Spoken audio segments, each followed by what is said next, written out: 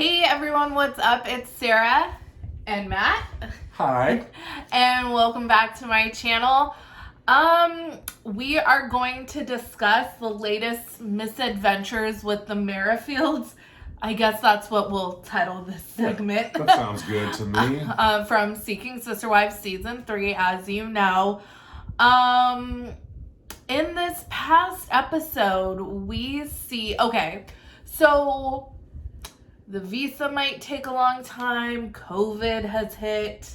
Right, we finally caught up to COVID because at the beginning, I mean, COVID's been around since the season started, but the filming actually caught up. Right, well, actually, we learned there's been about an 8-month gap between when they returned from that trip we saw to now them going to Cabo again. Oh, okay. Actually, didn't pick that up. Yeah. Well, at one point, Danielle said it had been about 8 months since they had seen. And in that time, Roberta actually got Rona. So that really is a bummer. Oh. And she had to move out of her, because she was living with her mother who, you know, has health conditions and is at risk. So she had to move in with a cousin, and where she moved, she didn't have like really reliable internet access. So they're... you know, Garrick was all freaking out because he couldn't like talk at her or talk through a translator to her. Not that communication is really a big key in this part of the relationship. I feel like that's like the perk for Garrick, is he doesn't have to participate in anything that isn't just purely sexual. I don't think he's going to take the time to learn the language, and I think that she will try her best to learn the language. But if you have someone who's not willing to meet you halfway, it's going to be a long and difficult track for her. So absolutely. So they're celebrating their anniversary. No, not Roberta and Garrick. Oh my God. Danielle and Garrick are celebrating 13 years of, do we call it marriage now? Because they're divorced. 12 years of marriage, and they're celebrating their first anniversary divorced. Yeah, it is a awkward situation. I thought Danielle looked great. Yeah, no, she always looks great. She's like, she always dresses really well. Like, yeah. And I don't think that Garrick's motives are anything other than carnal. I think he doesn't want to get rid of his wife. I think he's like, okay, maybe I can make it work where I can have my pleasure wife and then big sister, big wife. Well, so a couple things I find interesting. I think that he is not into being married to Danielle anymore. I mean, it's just every step he's taken has been not at all affirming their relationship. Right, but we saw that Kitty had claws in this episode, though, because Captain No Emotion throws the Bible saying, God says to us that worry not about tomorrow because, like, you know, I want to have sex with someone else. YOLO it or something. And she's like, the Bible also says to, like, take time and plan shit. And she was like, drop the mic. And he goes, no. Yeah. Just like, that's not the part of the... And this is the hate problem. When women think. This is the problem with people who use religion, like, specific spots.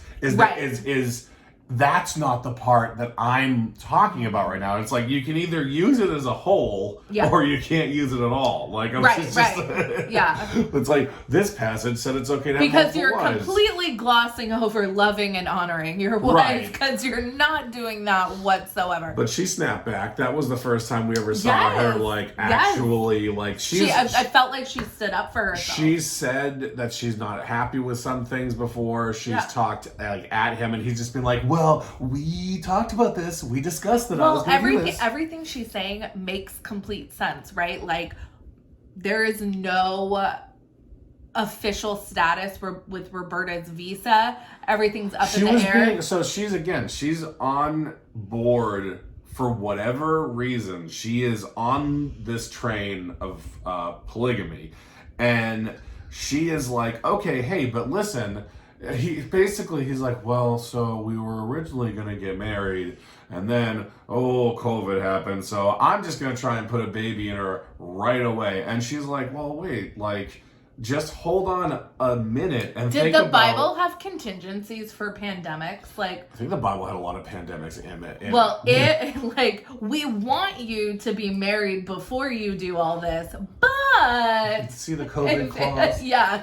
To take this detour if you run into any hiccups like visa issues or pandemics or anything like that. She's being super logical about it. She's like, well, okay, so what if you go down there, get her pregnant, the visa doesn't come through, which it doesn't seem to be a likely scenario in the near future, and she gets pregnant and she's alone. Like, what? Oh, well, I guess I'll just have to be down there for a while, you know? That's just the way it is. Which there it is in black and white. Like, he is he has a plan B to dip. He said from the beginning that if the visa doesn't go through, then I guess we're all moving to wherever the fuck. Yeah. This has been the problem is he's been completely above board the entire time, and she has been completely holding in all of her emotions. Like, I'm not saying, I mean, he's been slippery. I'm sure that this has been because, take into consideration, I think at the beginning of this season they said that they because they had already gone out and met her once. I think they had been talking for over a year at that point. So I think arriving at this point, he has coerced her sufficiently where she believes for some reason that this is I just her lot in life. I don't even think she's convinced. I think she's still trying to convince herself, because my theory on this stays true is that she's just she can't imagine separating her family at all, and so she's been in this for 13 years, and all of a sudden this fuck decides that he wants to have another wife. And well, I guess technically it'd be for 11 years if they've been talking about it for a while, but whatever, forever how long they were together, non-polygamy, right? And then he's just like, oh, you know what, read the newspaper, oh, God wants me to have another wife. Oh, yeah. Okay. Like, where did he even get the idea of that? He probably watched season 2 of Secret Sister Wife and was like, ding, ding, ding. Well, but it's just like he doesn't, I feel like he just doesn't have an emotional registry at all. And I'm not being hyperbolic when I'm like, I feel like he's a sociopath, because he's definitely a narcissist, because he is a narcissist. And that's the thing. Like, he doesn't have any sort of wherewithal. Like, the two emotions I've seen him get are defensive when she was like, hey, I thought it was kind of shitty. If you wanted a bang trip, why didn't you just say you wanted a bang trip and I wouldn't have came? And he's like, oh, well, we told you this was going to happen. I told you. And then the God other one was, hasn't delivered her yet from her jealousy. And the other emotion was like, I'm really sad that I can't see my new fuck buddy. Like, and again, like, I also stand on my belief that Roberta is not a non part of this. Like, she seems to be she's a calming sense for Danielle. They seem to have a genuine affection for each other, and that's fine. Like, she's not doing anything to be an aggressor in this, and she's as much as said that she's not into it. She's not Yokoing this marriage by any means. And she's as much as said that she's not going to do this if Danielle's not on board and she can't get on board with it. She said that in the boat. but some people had a problem with that, because it's like, oh, well, now you're kind of like putting the pressure on Garrick to, like, I don't know, choose. I don't know. Maybe I don't know. Well, okay, but I gotta be honest. I think that she was reading the room. Oh, absolutely, yeah, 100%. I'm not putting anything like, oh, well, okay, well, I'm gonna say if she's not into it. That's not how I felt. Like, it was like, listen, your current wife that you said was 100% on Danielle's board. facial expressions and emotions are universal. They transcend all languages. You don't need to speak English to understand. I could probably. So yeah, Roberta absolutely knew. Like, Danielle is not cool with this. I could make an entire whatsoever. GIF bar of just the emotional responses we've seen, and I could be like, I could respond to you with just her. The poor woman has cried in every single episode. And this actually is, I think, a key point that I don't see being talked about a lot, is the fact that his entire family has disowned him. He actually mentioned it in this last episode for the first time since, because I didn't know that until you told me. Yeah. And correct me, is this the first season that they've been on? Yes. Okay. Yeah. Yeah, I didn't know that until you told me, and so he had mentioned something. I forget something. He said, "I want like what little family I have left to like." Oh yeah, because they took the parents down to cop like this. They take their kids and their parents on their baby making bang trip. Well, because the problem, I can't say the problem that I have with this is there's because only I have one so problem. many. No, I'm kidding. But like, if you're planning on putting a baby in her, to put it as crudely as possible, why are you bringing everyone and their mother, literally everyone and their mother down? At least last time, Danielle had a whole ass other hotel room. Granted, they were wall to wall to each other. But they're sharing a house now. He rents this villa, which is beautiful. Gorgeous. He rents this villa, and they go, yeah, this room is great. Look, it overlooks that. It overlooks like, oh, this will be me and Berta's room. And then Danielle's like, oh yeah, yeah, for real. Like, yeah, really? Yeah, like, and it's just like he has no thoughts of her once. Like, if you go through this season from start to finish, you will not see a single thought given about Danielle. Everything is every move he's making is towards Berta, and nothing is to protect. Even when he gets the divorce, he's just like, irreconcilable differences. Yeah, I was very emotional. Meanwhile, he's tap dancing in his car, being like, I'm free. I have no ties. I have no strings on me. And it's just like he doesn't have any sort of emotional conscience with his wife, and it's because their marriage looks like it's been over for a long time. Yeah. She's been hanging on, and now like kind of in a spot where she probably could have gotten a great divorce with some money, because they definitely didn't sign a prenup. There was no prenup because I think speculatively because they got married when they were like 19. I guarantee you there's no prenup. Yeah. This guy's got dough, but when he got this divorce, I don't know the terms of the divorce, but I guarantee you there wasn't some here's your lump sum, because this is it's just a fake divorce. It's not a real divorce, but it's legal, but it's not a real divorce. He thinks it's a real divorce. Right, so... And Danielle's the only one who doesn't. So Danielle kind of lost her only ability to leave this. And so once she did this, which I don't think she ever should have done in the first place, I think she should have ran for the hills when this whole situation happened. Once she signed it, now she's just like, well, I guess I'm in this until he literally kicks me to the curb, which I do think...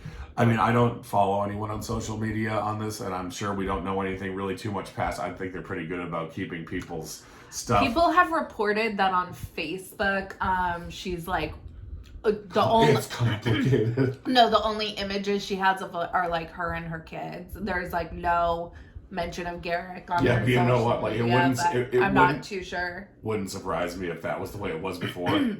The one thing I did like in the preview for next week is her dad says, and I think he says it to the camera in like an interview, but he said Garrick needs to remember that the only reason why he's allowed to do this is because of Danielle. Not anymore. What? Because they got divorced? Yeah, she has no power in this whatsoever. And I don't, again, like... I'd love to, I don't know if court records for divorce are public record, but if I had to pay $1 and I could pull that divorce proceeding, I would love to know if there was any kind of custody agreement or anything put in. Probably the generic like 50-50 and irreconcilable differences and all that. Yeah, because it was definitely not like one where there was any thought put into if this divorce were to remain a divorce, because no real divorce has ever speculated on whether it was going to stay that way or not. I think they went the route of whatever would be the quickest and most efficient so they could start filing all the paperwork in order to bring Roberta over. But... The Vegas Elvis marriage of divorces. Yes. Yes. I don't know. It blows my mind every time I see this person. Danielle she's broken, and she's trying to she's holding it together better than I could say a lot of people would in that situation. Personally, well, actually, a lot of people would just never be in this situation. Well, I was gonna say personally, I would never be a Garrick, and I definitely wouldn't be a Danielle. Like, if you were just like, hey, I think I want another husband, I'd be like, well, there's no TLC show about that, so no. Well, and it's like, you know what, if everyone's consenting and wanting it equally and of age, that's very important. There's absolutely Sidian's whole situation. Yeah, there's absolutely no problem with living a non-monogamous lifestyle. That's not a problem.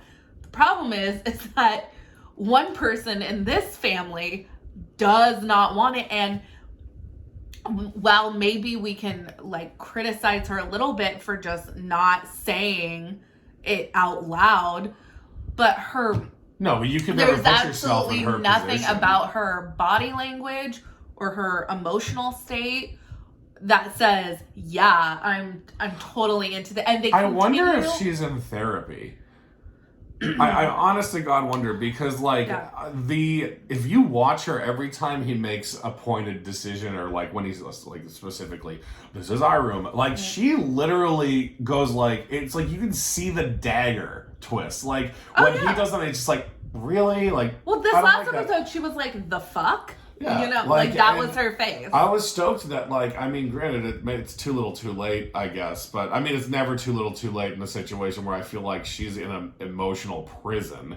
But she at least stood up being like, hey, if you want to throw the Bible at me, I'm going to throw the Bible at you. Yeah, I liked that. I also am pretty familiar with the Bible, and I'm pretty sure, like, it was never like, yeah, just YOLO, never worry about anything for tomorrow. I'm pretty sure it's like, don't, it's plans, make plans, like Bible verses like that are for people like me who obsess and overly stress about like minutia in day-to-day life. So it's like, you know what, don't hold on to today for tomorrow, That's what those Bible verses are for. They're not like be a fucking idiot and just do whatever the hell you want. Go impregnate a woman who's you're not married to, and then leave your family.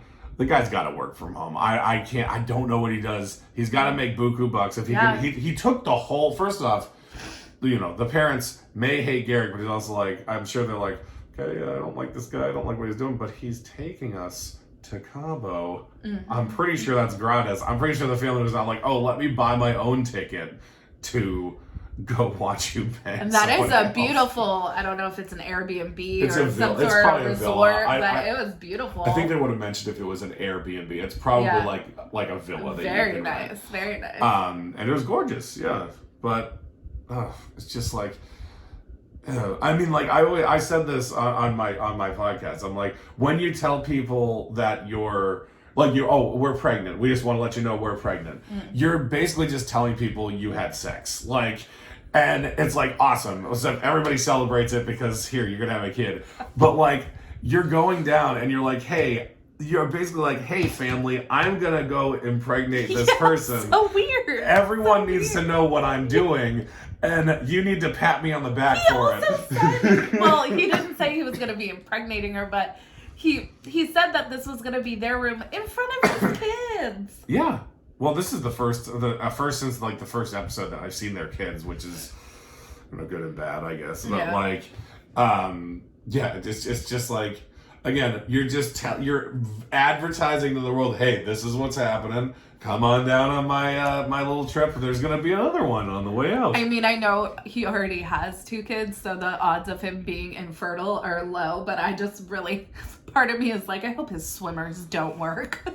Maybe this is a sign from God.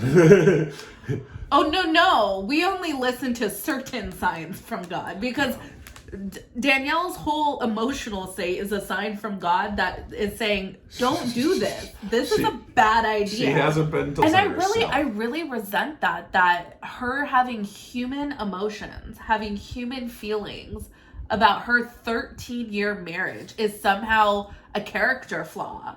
Well, when you're a robot, human feelings must seem a little like, obtuse. Danielle, like, we've been dealing with this forever. No, but it's like, I don't know, like, she's trying to,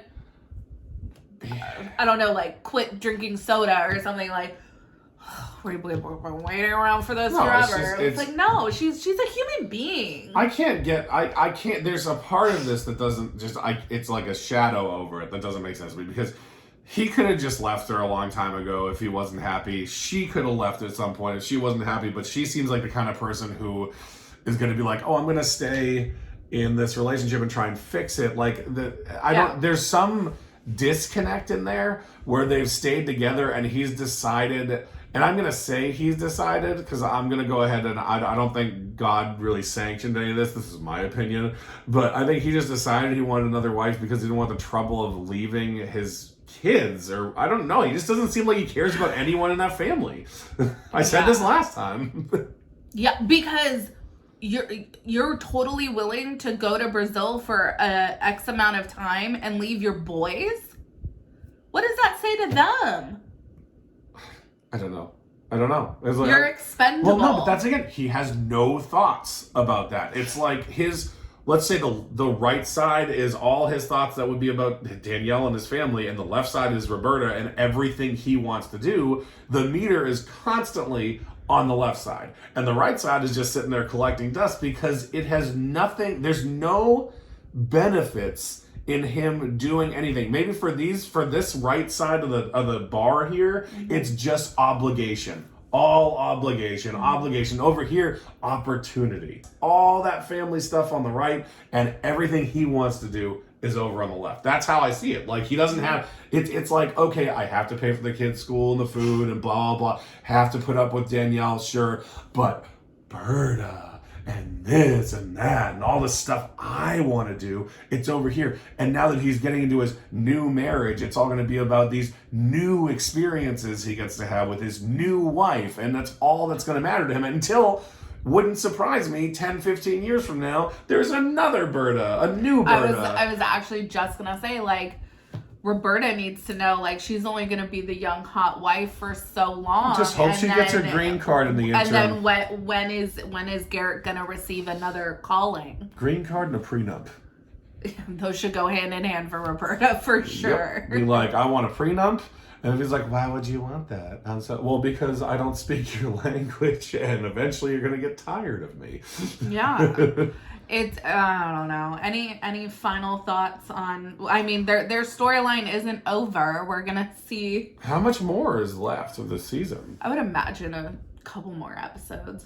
I don't know. It's like, it's the last episode where she gets hauled off to a loony bin because she's just finally had their emotional breakdown. I don't know. You know, for Danielle, you know, she just looked fantastic in that red dress, going out to celebrate, and then they had to fucking like record a video for Roberta as their something. Even Cody, I know you don't watch Sister Wives, but even Cody from Sister Wives kept it to like that wife whenever he was like with that wife for the most part. It seems like in these polygamous relationships, they like it's solo time with the wives, like they have kind of a situation, a schedule, whatever. Right, yeah. Done. But it's like, but this is the thing with Roberta. She's an attractive young woman. She's not like a haggard old lady or anything like that. But what they say, it's like, and neither is Danielle. No, but, well, that's what I meant. I was talking about Danielle. Excuse me.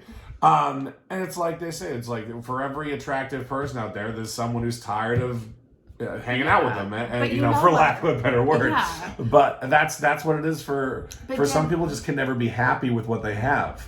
Danielle seems to have an amazingly loving, accepting family that are doing their best. They're really doing their best to try to like get it, and kudos to them. But she brings a lot to the table, and honestly, like, I don't think that she is like pumped up enough to like demand more. Like, I think she's getting there. I think we might have a blowout at the end of the season because we went from crying and just submission to her having an honest conversation where he got defensive, but her actually vocalizing how she was pretty pissed off about the way everything went in. And she went in, she didn't back down about it. Yeah.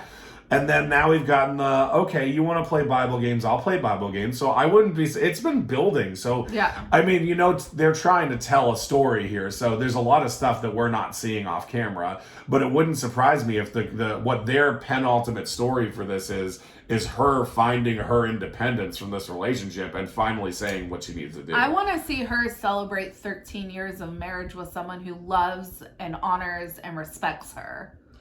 Or just and likes her. That person is not Garrick. Or just likes her. Or just likes her. Thinks of her as more than just a gym buddy. Because that's obligation. All they do. Yeah, they work out together. All they that's do. the only group activity they do. Yeah. But that's what I'm saying. Obligation versus opportunity. And it's like, and there are people who can compartmentalize their entire lives to just have obligations and opportunities. And then there's people who are like, everything kind of is an opportunity. That's how I look at it. Like, I don't ever see like, oh, I have to do this crap, but here's the stuff I want to do. I'm like, cool, let's do some fun stuff with this. Let's make this fun. And then there's people who are just like, I hate everything that I have to do and only care about what I want to do. And that just seems to be like Garrick. And it's the tragic thing is, I think it would be less tragic in a way if they didn't have kids. But the fact that they have two like teenagers. I mean, I think it would be. I think it's equal. It's just tragic in a different way. Formative years for these boys, and it's just.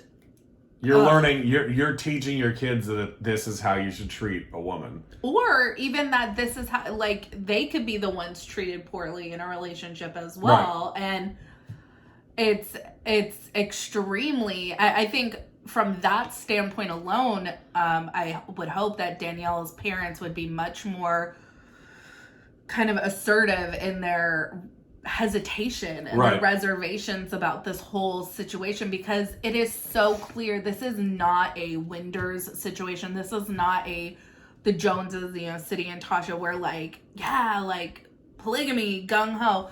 This is a woman who has been coerced at best into this. Co-opted. Oh my, like threatened, who knows? And she doesn't. This is not the lifestyle that she wants to live. Like she's been told this is what she has to do. And like, I don't know. It's your divine obligation, right? It's like a part of me is like, I don't know if she thinks that like as a woman she doesn't have like as much of an ability to like just leave this shit. I don't know, and that's the weird thing because you told me they're not really religious people. No, they are religious. Oh. They're not Mormon. They're not Mormon. Okay. So, polygamy does exist in other denominations of Christianity, but it's definitely not as common. It was very common, up until 1890 in the mainstream Mormon church, and then. I mean, whatever. There's a whole history. Right. Statehood and blah. And now it's like the fundamental Mormons still practice polygamy, like the Winders. Right. You don't really hear a lot of, like, just, for lack of a better word, just plain old Christian families. So. Love my polygamy. Anyways, you guys, that is our take on this last episode of the Misadventures with the Merrifields. I need some sort of like theme music for that. Yeah. Poor Danielle. Oh, this sweetie. Poor kids. Poor everyone but Garrick. Yeah, poor Roberta. She had Rona. Yeah, and I'm sure like that fucking sucks. And I'm sure he had no sympathy for that. Oh no, maybe. He was like heartbroken. Yeah. Oh, my perfect person. He's like, okay, honey, like Danielle. Yeah. Okay, this is enough. She's fine. She'll be fine. Yeah. That's all. All right, you guys. Make sure you like this video. Leave your comments down below with what you think of the Misadventures with the Merrifields. And I will catch you guys in the next video. Follow me on Instagram and Twitter at Reality Squad. You can follow Matt on Dadventures in Parenting. I've been on a hiatus. I'll be back sooner than later. Catch up on old episodes. That's Dadventures IP on all the following places. Yep. And we do parenting stuff. Yep. So you can listen to his podcast wherever you listen to podcasts. And if parenting podcasts are your jam, with a touch of humor, a touch of sassafras, all day, every day. Mm-hmm. And then I will see you guys in the next video. So take care, you guys. Have a good one. Much love.